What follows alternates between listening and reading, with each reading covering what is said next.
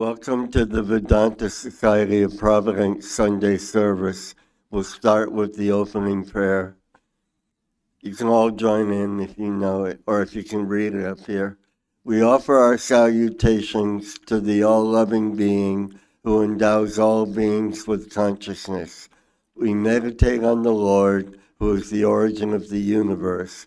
Lord, thou abidest in all. Thou art all. Thou assumest all forms. Thou art the origin and goal of all. Thou art the self of all. Thou art existence, knowledge, and bliss. Salutations unto thee. May the world be peaceful.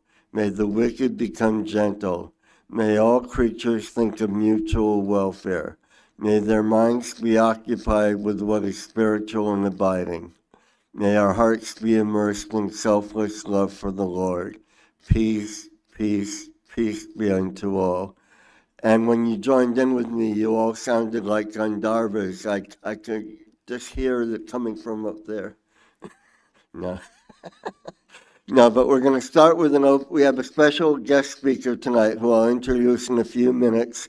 But we're going to start off with an opening song, Stimito Chit Sindhu, by Swami Saradanandaji Maharaj, which will be sung by Pushpende.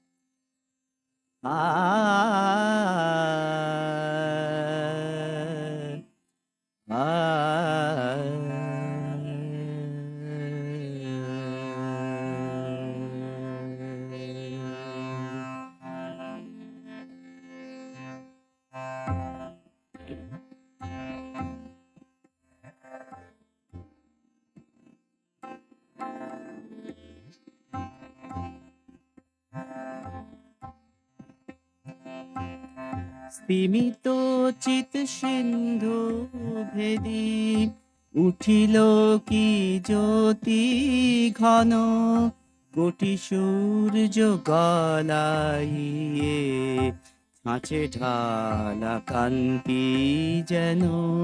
স্তিমিত চিত সিন্ধু ভেদি উঠিল কি জ্যোতি ঘন, কোটি সূর্য গলাইয়ে ছাঁচে ঢালা কান্তি যেন।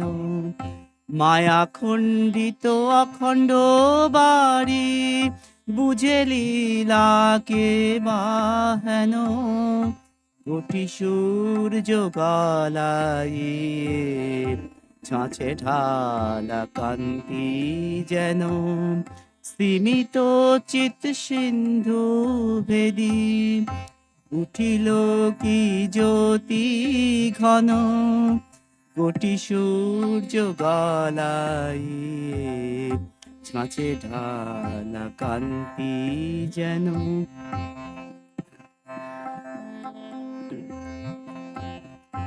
উজ্জ্বল বালক বেশে অখণ্ড ঘর প্রবেশে, উজ্জ্বল বালক বেশে অখণ্ড ঘর প্রবেশে প্রেম ঘন বাহু পাশে কাহারে করে ধারণ উজ্জ্বল বালক বেশে অখণ্ড ঘর প্রবেশে প্রেম ঘন বাহু পাশে কাহারে করে ধারণ উঠবীর আখি মেলি ছাড়ো ধ্যান চলো চলি ধরণী ডুবালো বুঝি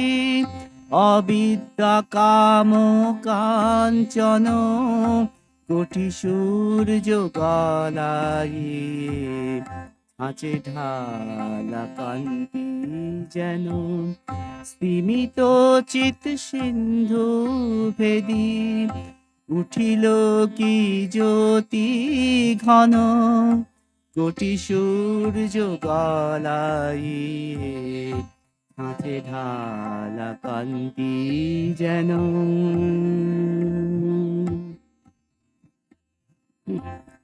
সুধীর ধীর পরশে যোগী চায় সহরসে সুধীর ধীর পরশে যোগী চায় সহরসে কণ্টকিত তনু মন নীরবে ভাসে বয়ান সুধীর ধীর পরশে যোগী চায় সহরসে কণ্টকিত তনু মন নীরবে ভাসে বয়ান তারা জলি ছায়া পথে স্পর্শে ধরা আচম্বিতে তারা জলি ছায়া পথে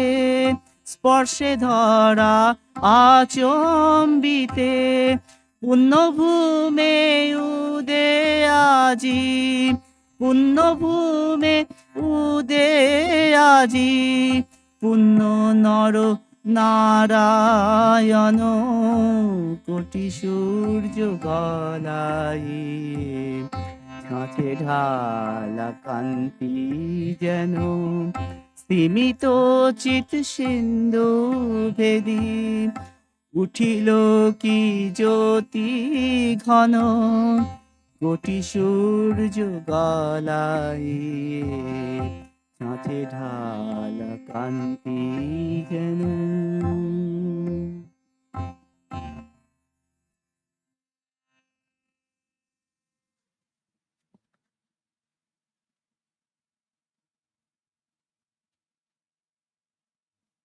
Thank you, Pushpin. Okay, we have a guest speaker tonight, Rajeshwari Balasubramanium, who hails from Chennai, Tamil Nadu, India. She moved to the U.S. for her graduate studies at the University of Michigan in remote sensing. It was during this time she had the opportunity to interact with and learn from her guru, Swami Sarvadevanandaji Maharaj, the resident minister of the Vedanta Society of Southern California. Her interest in Vedanta has been growing since then. Currently, she stays at the Vedanta Society of Providence and learns under the kind guidance and care of Swami Yogatmanandaji Maharaj. She will be speaking on Swami Vivekananda, a Global Man.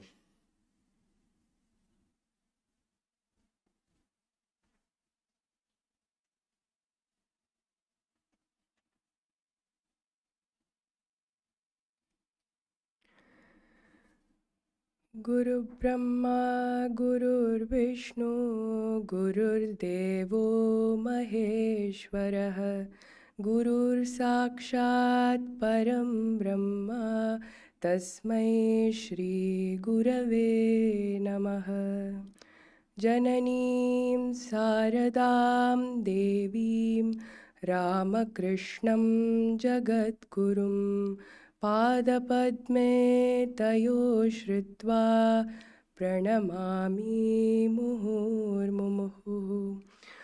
Om विश्वाचार्यं जगदवन्द्यं विवेकानन्दरूपिणं वीरेश्वरात् समुत्पन्नं सप्तऋषिमण्डलागतं ज्ञानभक्तिः प्रदातारं पद्माक्षं गौरविग्रहं ध्यायेद्देवं ज्योतिपुञ्जं श्रीविवेकानन्दं लोककल्याणकारिणम्.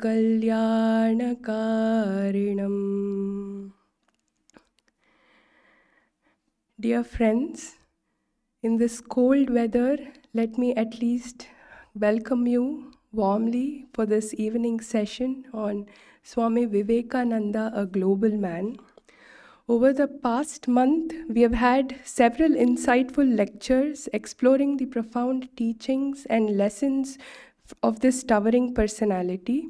Just last Sunday, we celebrated the 162nd birthday of this exalted teacher, and today we continue the journey by delving deeper into the global impact of his life and message. We will reflect on how his timeless wisdom continues to inspire humanity, transcending time, cultures, boundaries, and even individual inclinations. So when Swami Yogatmanandji suggested this topic, I found myself pondering the meaning of the word global. Does it merely refer to geographical expanse? We often hear that Swami Vivekananda described as the confluence of the East and the West, having been born and raised in the East and spreading the eternal Vedantic truths to the West. But does this truly capture the essence of his global influence?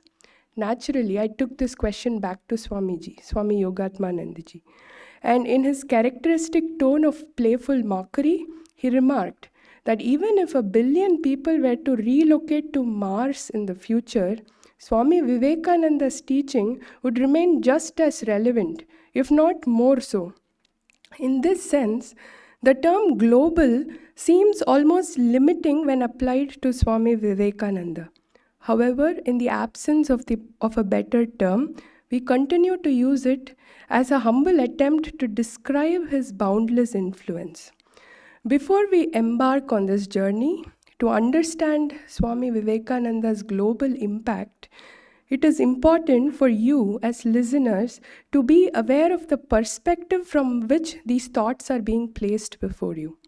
With almost no prior exposure to the Ramakrishna movement, I had not studied Swami Vivekananda before. However, by the grace of God, I encountered few extraordinary individuals, people who live amongst us, like us, but are untouched by the fast-paced, materialistic and self-centered world we inhabit. They have dedicated their lives to the welfare of humanity, leading a life of such purity and unwavering devotion to God realization that they make esoteric ideas like feeling the presence of God, knowing your true nature, etc., feel attainable for us as well. Soon I discovered that these remarkable individuals belonged to the sacred order of the Ramakrishna Mutt, whose ideals are rooted in the lives and teachings of Sri Ramakrishna, Holy Mother Sharada Devi, and Swami Vivekananda. Intrigued by this, I began to learn more about Swami Vivekananda, and unsurprisingly, I hit a roadblock. He appeared as big as an enigma, as a paradox, as his complex personality. His words in one place seemed contradicting to his own words in another place. This further deepened my confusion. But over time, I have gradually come to realize that Swami Vivekananda came into this world with a profound mission.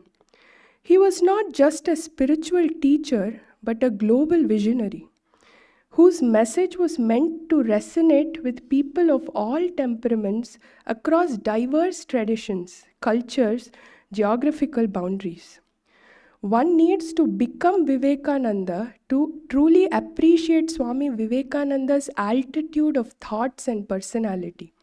Therefore, let us be clear that whatever we discuss here is but a mere child's scribble in comparison to the greatness of this monumental figure, one who possesses the heart of Buddha, the intellect of Shankara, the love of Sri Chaitanya, the spiritual fire of Sri Guru Nanak, the apostolic zeal of Saint Paul, and the tenderness of Jesus Christ.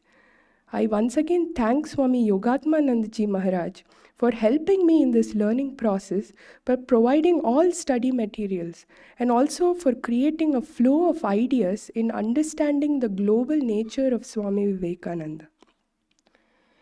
So, let us begin this journey by looking into the life of Swami Vivekananda to get a glimpse of his multifaceted personality. So here is a simplified timeline of his life. So Swami Vivekananda lived in his mortal frame on this earth for almost 4 decades. The first 20 years of his life are shown by this green block, and the second half is shown by that orange block. So he was born into a very affluent family known for their philanthropy and scholarship.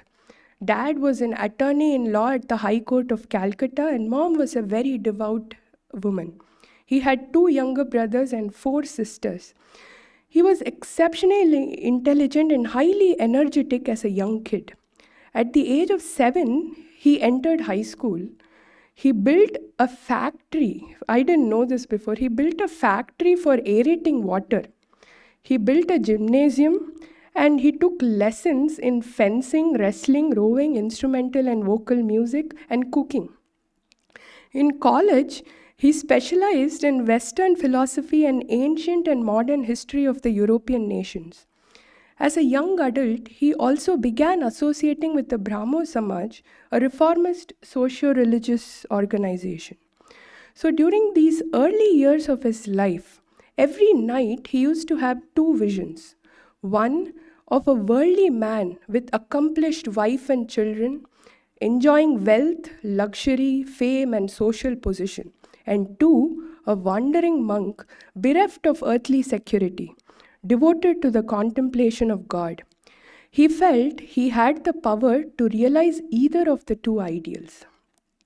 In his late teens, that is around in 1881, he first met his master Sri Ramakrishna. Their first meeting at Dakshineshwar was momentous.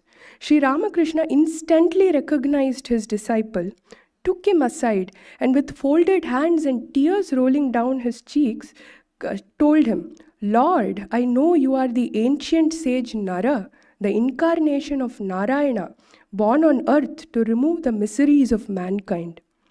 Again, one day Sri Ramakrishna himself said he put Naren, or the later Swami Vivekananda, in a state of unconsciousness and asked him many questions about his past, his mission in this world, and the duration of his present life.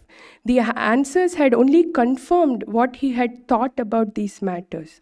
He would also often say that Naren was one of the 7 sages who live in the realm of the Absolute. It was Sri Ramakrishna who re-educated Naren in the essentials of Hinduism. From his master, he learned that Hinduism does not consist of dogmas or creeds.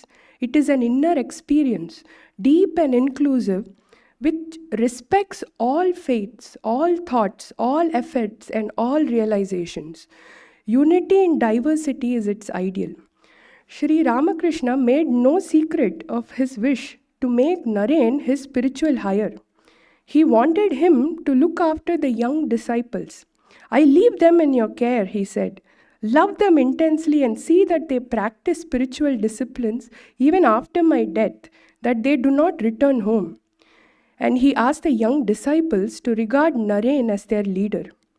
Then one day, Sri Ramakrishna initiated several of his young disciples into monastic life, thus himself laid the foundation of the future Ramakrishna order of monks.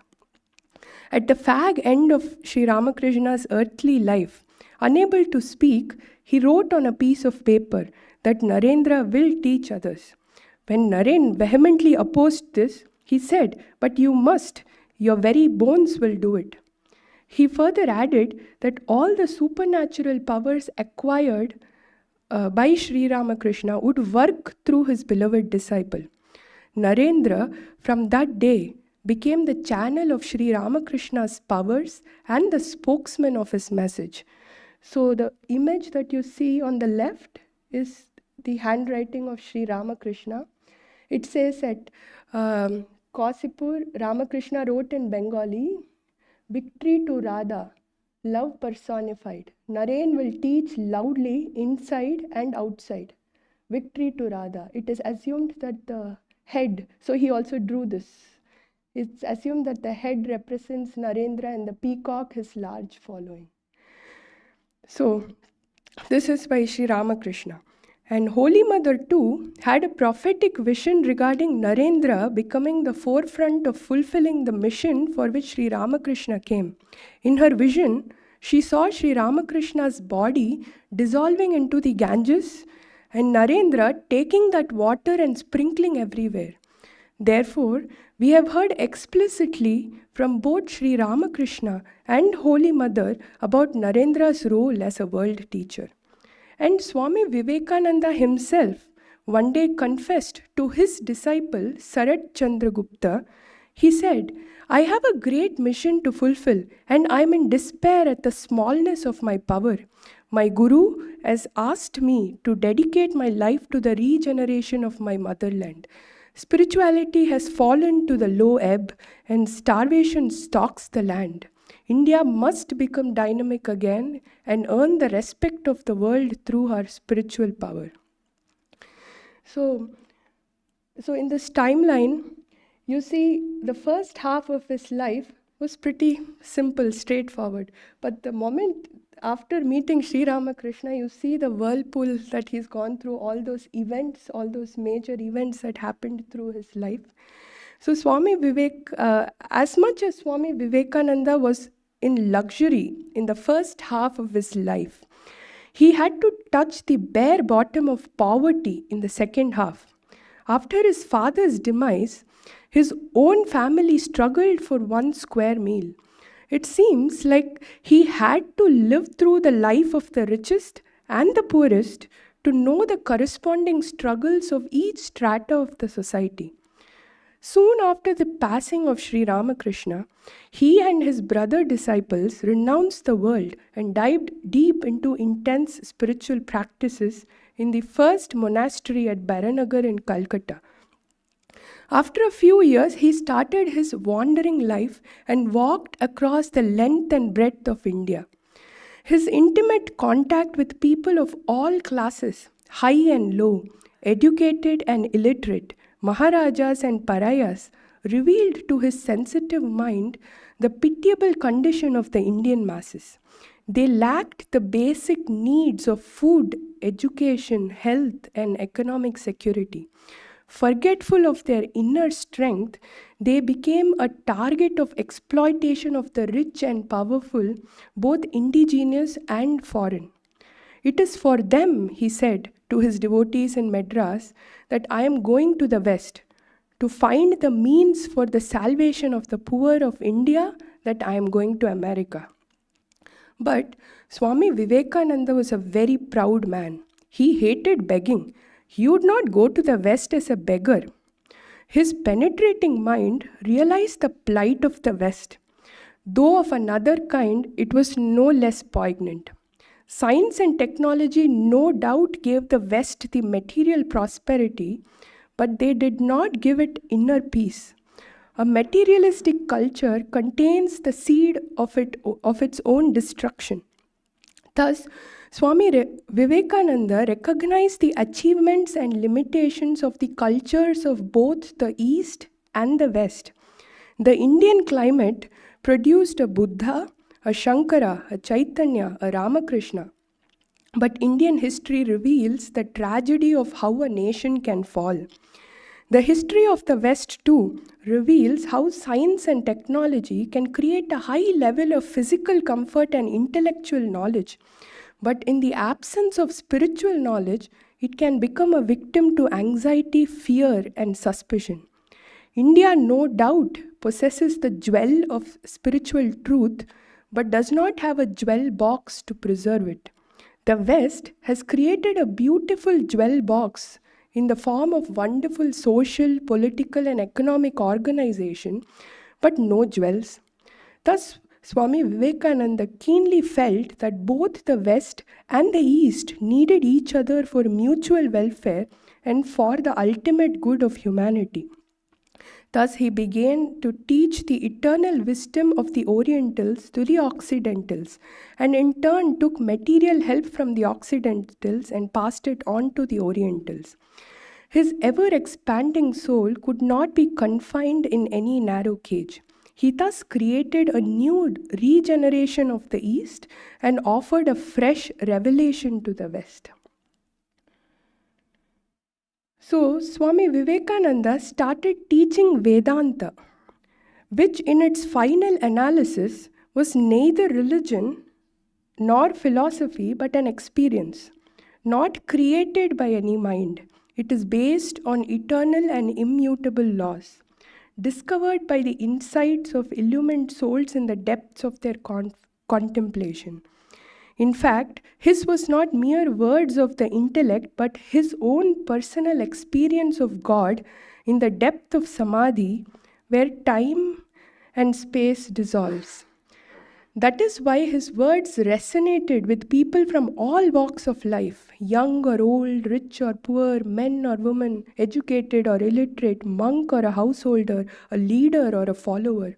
In his speech at the Parliament of Religions, his words, "Sisters and Brothers of America," made 7,000 people raise up from their seats with deafening applause. A Jewish intellectual who had attended that Parliament of Religion said to Swami Nikhilananda later, "After hearing Swami Vivekananda, I realized that my religion is also true." So, Swami Vivekananda explained that religion was realization and experience and not mere acceptance of dogmas and creeds. He simplified and disengaged Vedanta from its diverse interpretations and scriptural texts and presented it to suit the modern man and to the man of the future. His approach was psychological.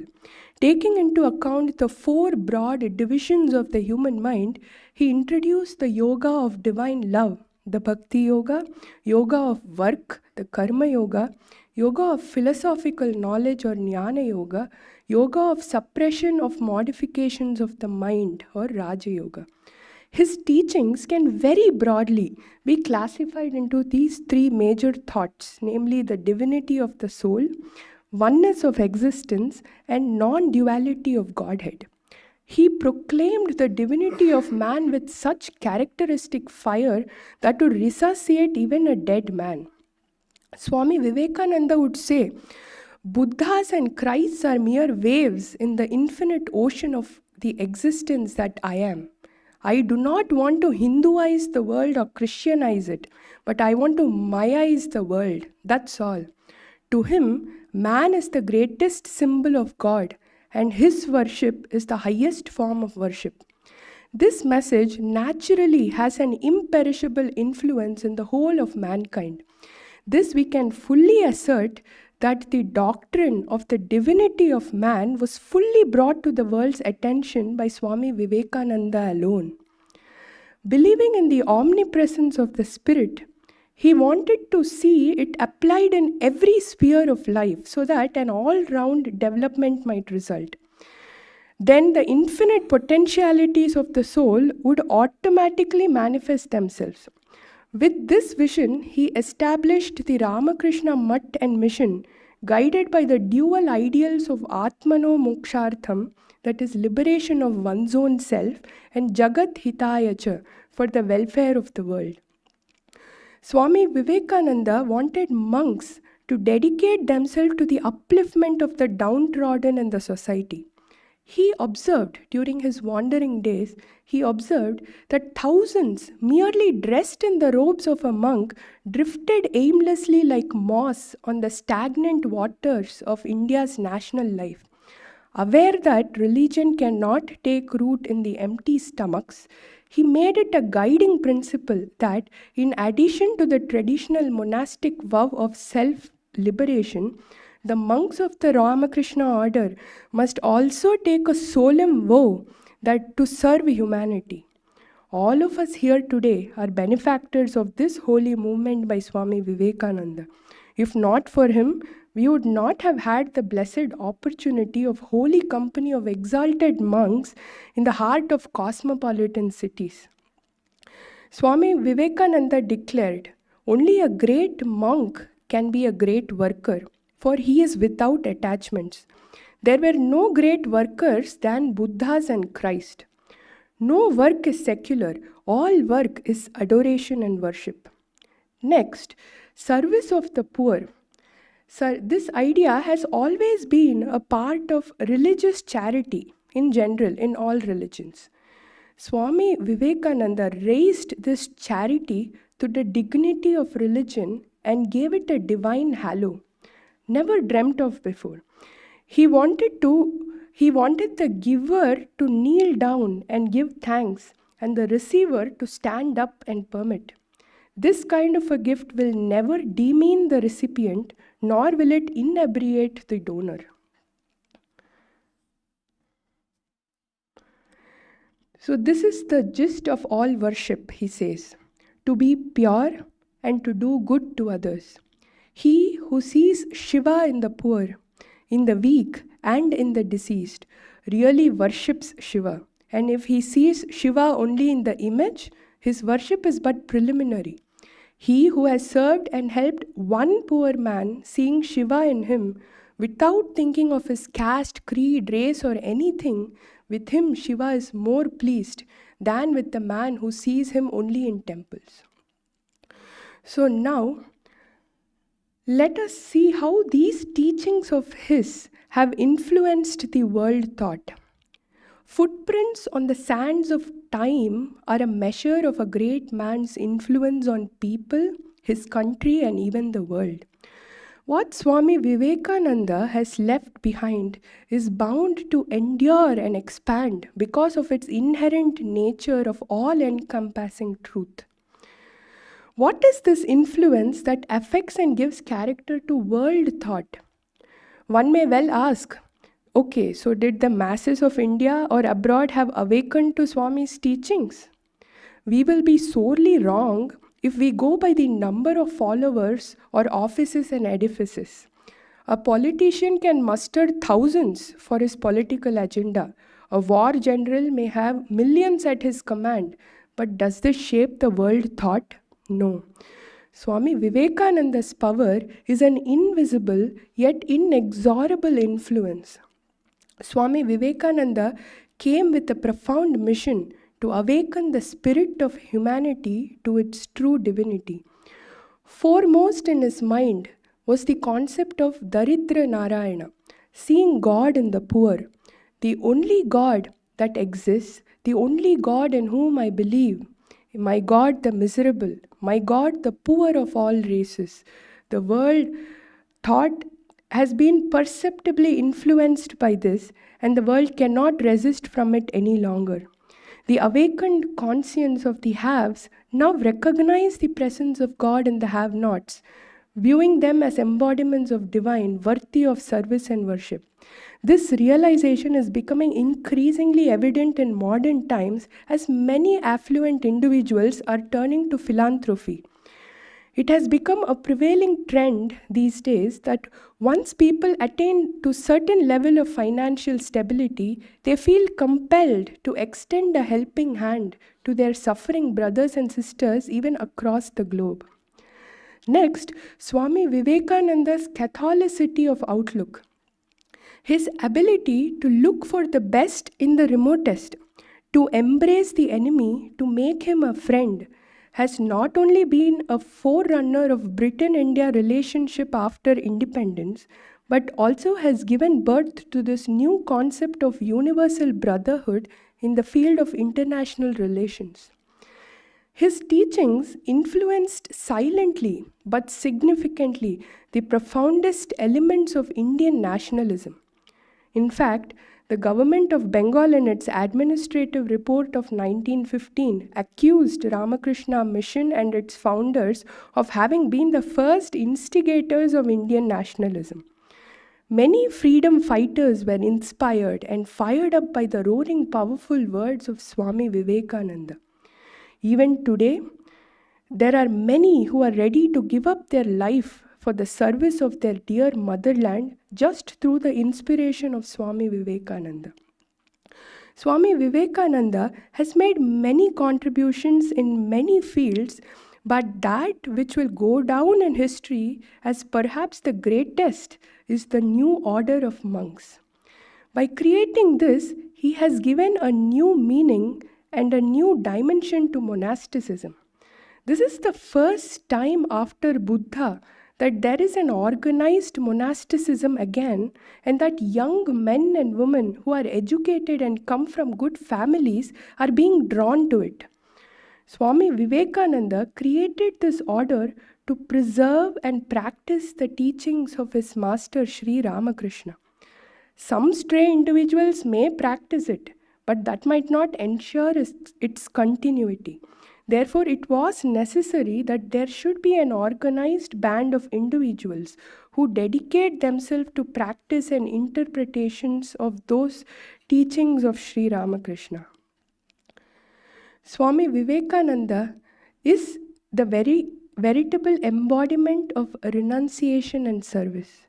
The new band of monks of this order, therefore, dedicate their life to the supreme goal of life, that is God realization, and at the same time run schools, colleges, and hospitals, manage offices, give speeches, keep accounts with the same zeal and devotion.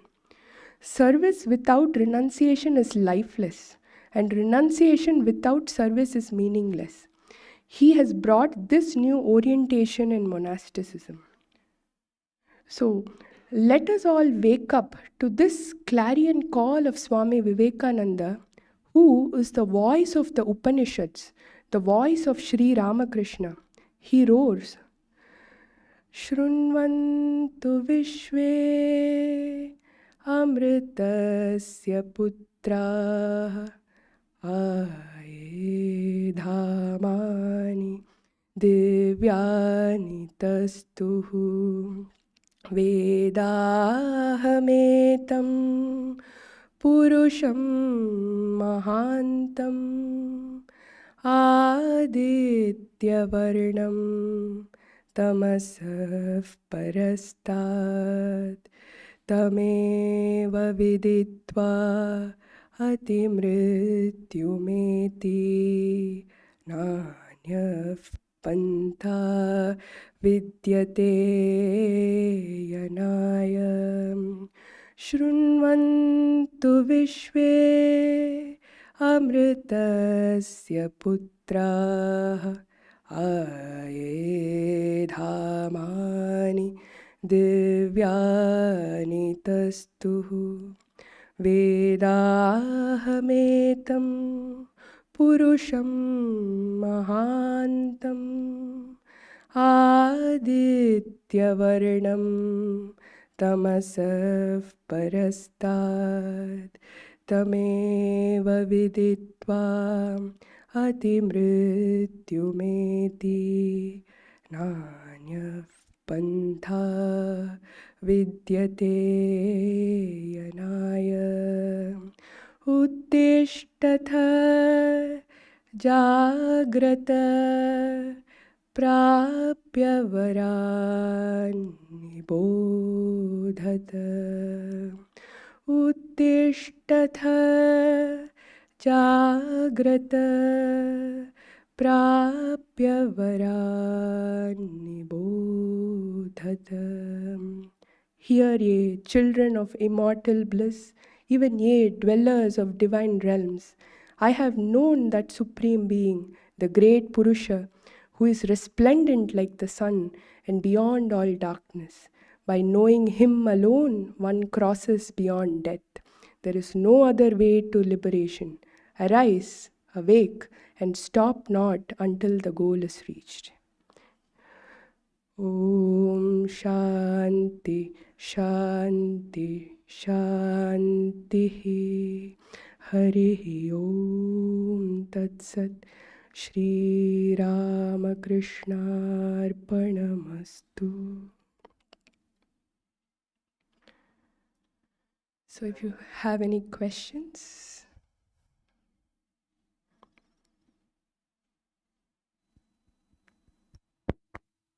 Okay, thank you, Raji.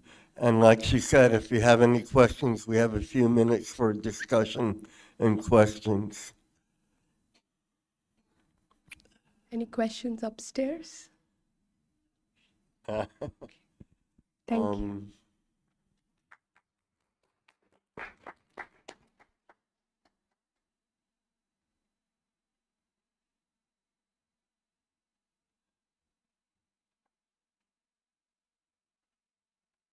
Okay, so like Swami Yogatmananda Ji is finally saying, we'll get an early release tonight.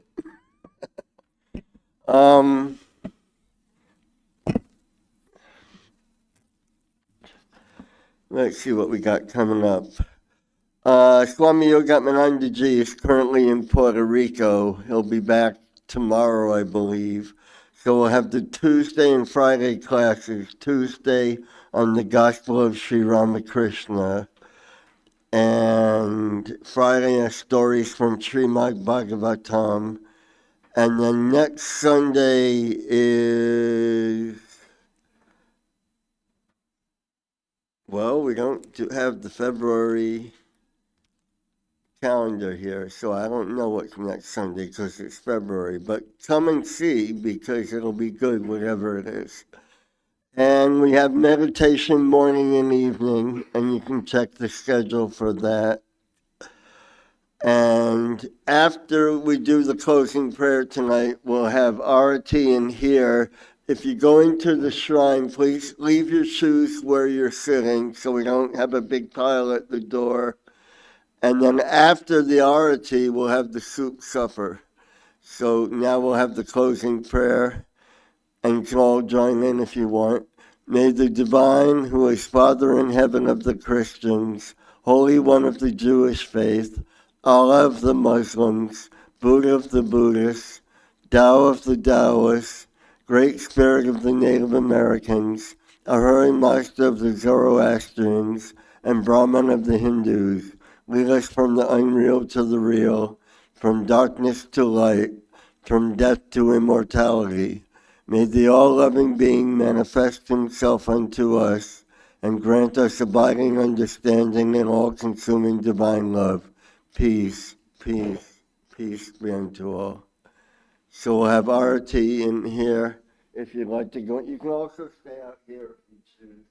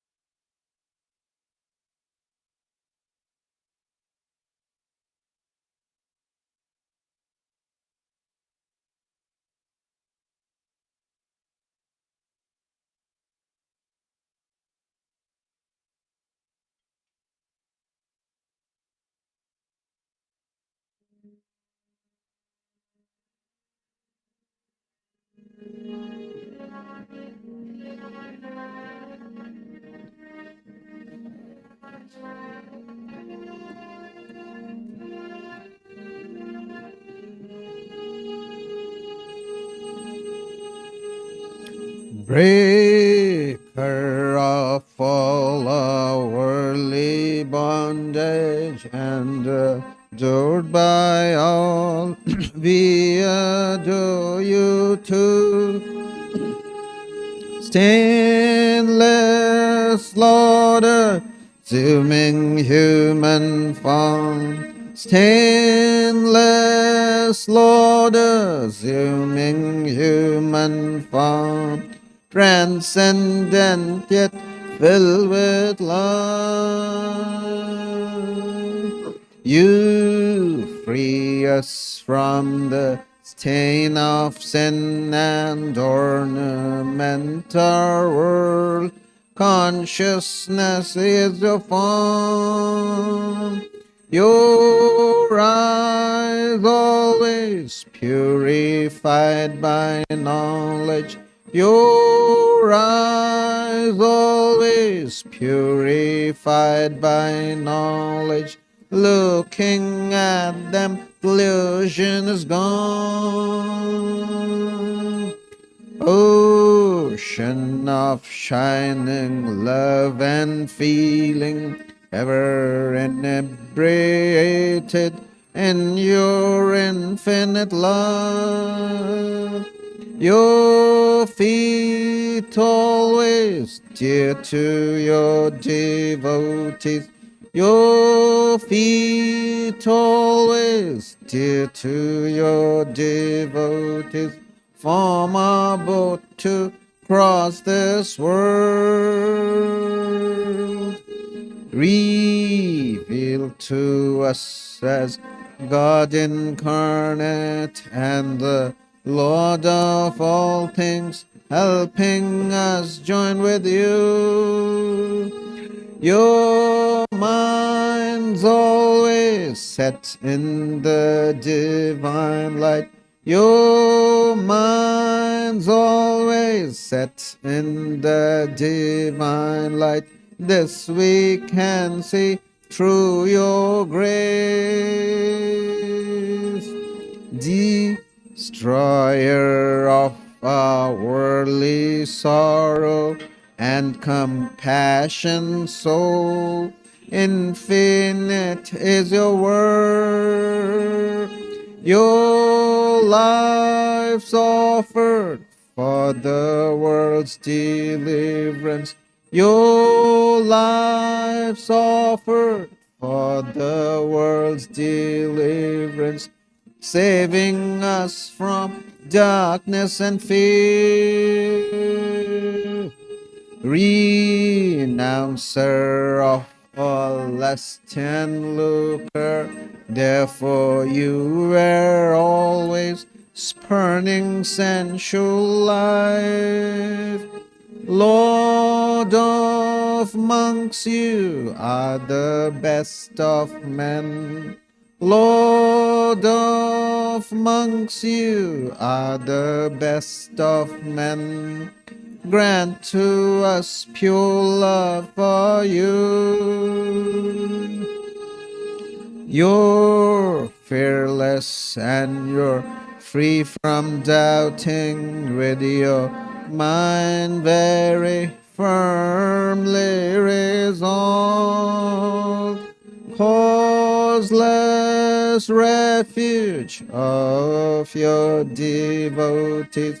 Causeless refuge of your devotees, renouncing caste and birth. Our treasure is your holy feet, which take us very soon across this puddle of life. You give love and even-sightedness. You give love and even-sightedness to remove our anguish here. Our treasure is your holy faith, which take us very soon across this puddle of life. You give love and even-sightedness. You give love and even-sightedness to remove our anguish here. Greetings to you, O Lord, beyond both speech and mind. Greetings to you, O Lord, beyond both speech and mind. Yet you are the basis of both. O Lord, yet you are the basis of both.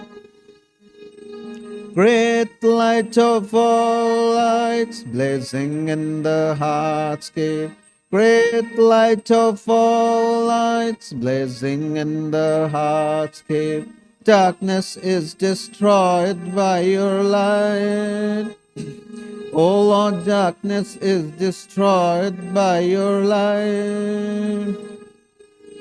Greetings to you, O Lord, beyond both speech and mind. Greetings to you, O Lord, beyond both speech and mind. Yet you are the basis of both. O Lord, yet you are the basis of both. Great light of all lights, blazing in the heart's cave. Great light of all lights, blazing in the heart's cave. Darkness is destroyed by your light. O Lord, darkness is destroyed by your light. Langa ranga bhanga, these are all the sounds of mridanga. Langa ranga bhanga, these are all the sounds of mridanga. Spiritual songs devotees are singing for your worship divine. Spiritual songs devotees are singing for your worship divine. Jaya Jaya for your worship divine. Hara Hara for your worship divine. Shiva Shiva for your worship divine. Breaker of all our worldly bondage and adored by all, we adore you too. Jai Shri Guru Maharaj Ji Ki Jai.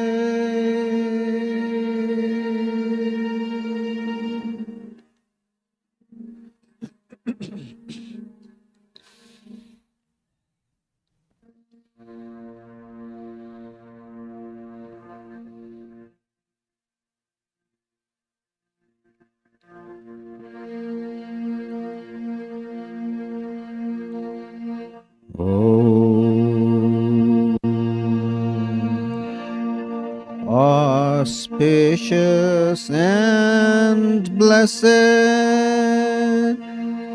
graciousness sublime, all noble ends you give to us, granting us refuge, all-seeing glory. O Mother Divine, our love to you. Creation, preservation, dissolution are your powers, eternal one. Nature's real basis, nature's essence. O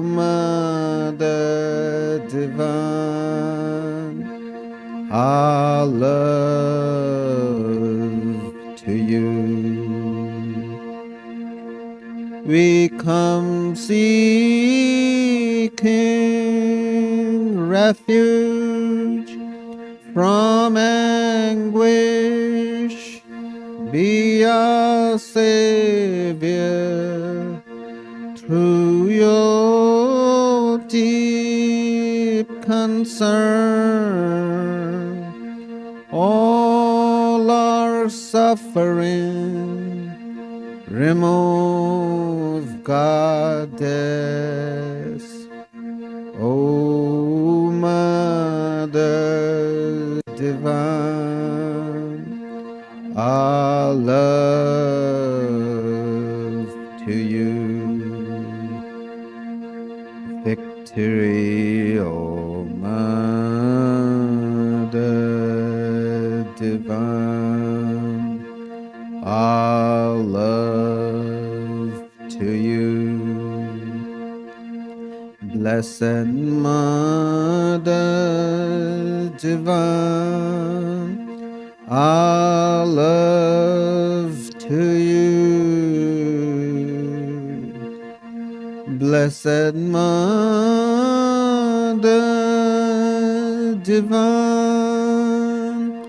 our love to you. Blessed Mother Divine, our love to you.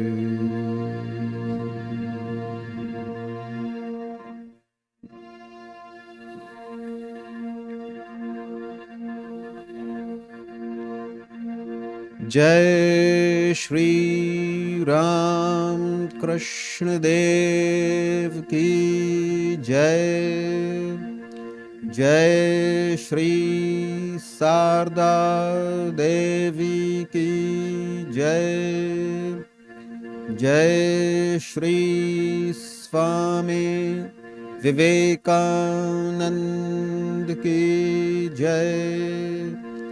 Jai Shri Buddha Dev Ki Jai. Jai Shri Jesus Christ Ki Jai.